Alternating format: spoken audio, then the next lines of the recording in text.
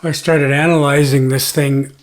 I was really quite impressed with how creative and artful that Lee Allen was at just playing with a blues scale. It really isn't a song or a tune like what we're familiar with, but just 5 or 6 choruses of him soloing over a really cool swing and rock beat, right? This is a piece of music that is arranged in 12 bar phrase choruses. So the first bar of the 12 bar starts the full third bar off the very top, first full bar of music there. If you count, see that double line? If you count 12 bars, go ahead. 1, 2, 3, 4, 5, 6, 7, 8, 9, 10, 11, 12. Then you see another double line. From that double line, if you count 12 bars, you'll come into another double line. So this lets us know it's the beginning of another 12 bar chorus. And these can be interesting to analyze because it's the beginning of another one. So the pickup, what he does in the pickup to it, and what note he lands on can be interesting and can tell us valuable things about what notes he's using and how he's using them and why. It's in the concert key of C, which if you're holding the B flat chart, you're obviously in D, and the E flat chart, you're obviously in A. But rhythmically, I'm not going to get into too much of this because really it's just quarter notes and eighth notes and in the odd group of triplets, which at this level and where most of you I think are at, you're pretty well hip to this kind of rhythm. We're a little bit swinging. We're not a full swing. This is not a full outright swing like some of the other stuff we've done here. Ba ba doo ba doo ba doo ba doo ba doo ba ba ba doo ba doo ba doo ba doo ba doo. It's almost straight.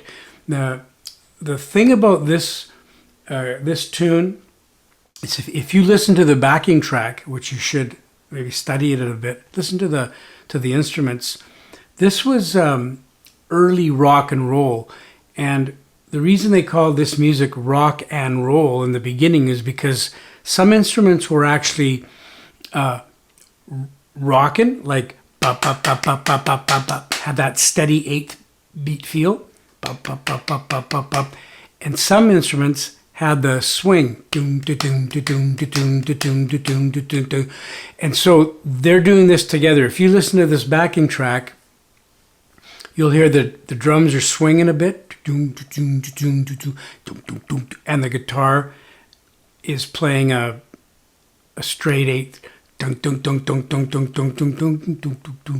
You can hear a lot of this in the late 40s, early 50s rock and roll, even some of the Elvis stuff. By the time the 60s came along, there was that was the rock was the that was the rock, and the roll was the boom, the loose kind of swinging stuff. So the rock and roll together made rock and roll music, right?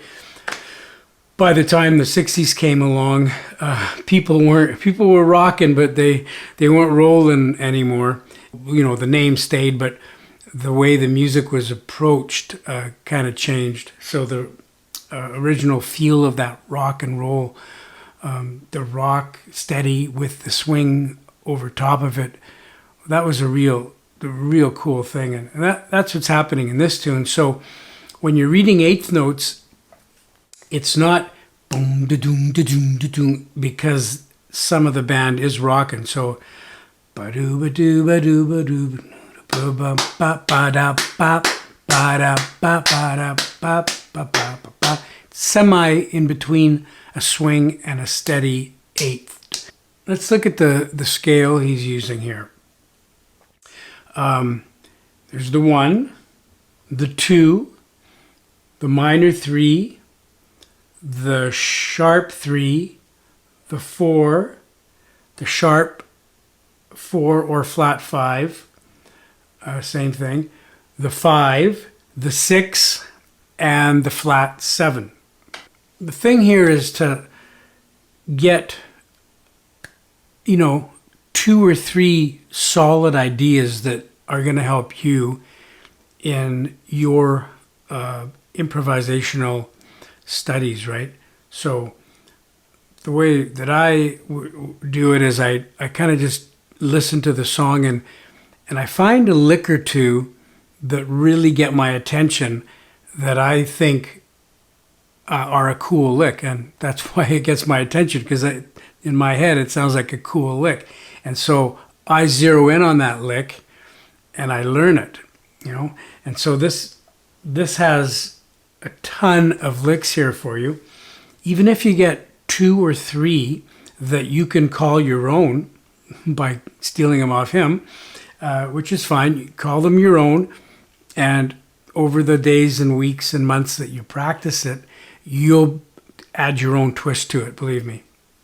I'll show you a little trick I've done a lot is just pick a lick. Let's go to bar 46, 47, 48. We're going into picking up. 48 picks up into 49, which is the beginning of it's got a double bar there, so it's the beginning of a 12-bar chorus.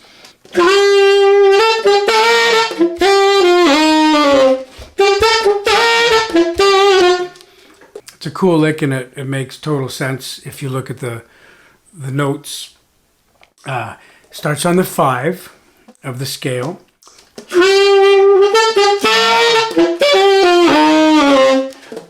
Right? 5, 6, 5, and then that 7th note. That's the 7, flat 7, of course. And then 6, 5, 5, 4, flat 3, 1. Think of those numbers.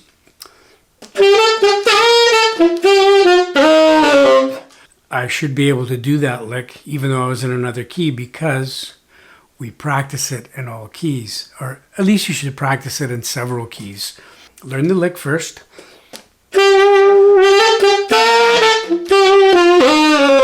What if I was in G?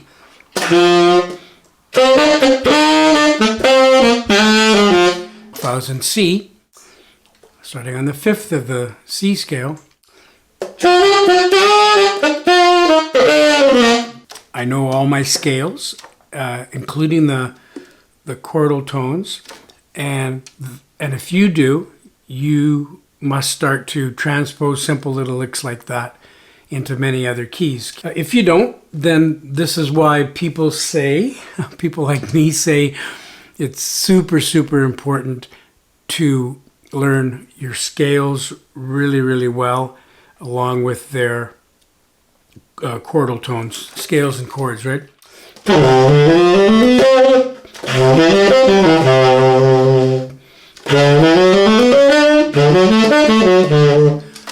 All this is information from that. Another valuable thing to do when we're analyzing a good player's solo like this one is see what he's doing on certain chords. Look at bar 34. That chord is a 4 chord. So if you look at the notes coming down, the top note is the 7th of that chord. Second note is a 5th of that chord.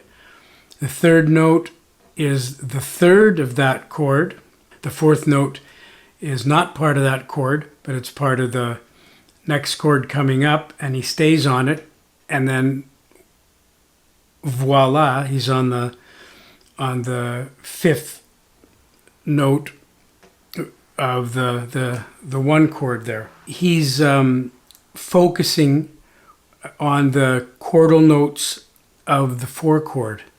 On page 2, the top line, last bar, so 42, 43, 44, 45. It's a It's a 5 chord. Look at what he plays there. He plays on the tenor chart, it's the G, G sharp, A. The G is the 7, and then G sharp is a passing tone to the A, which is the root of that 7. Those are obviously not the only notes you can play on a 5 chord, but if you stick to the chordal notes of the 5 chord, your chances are 100% that it'll work.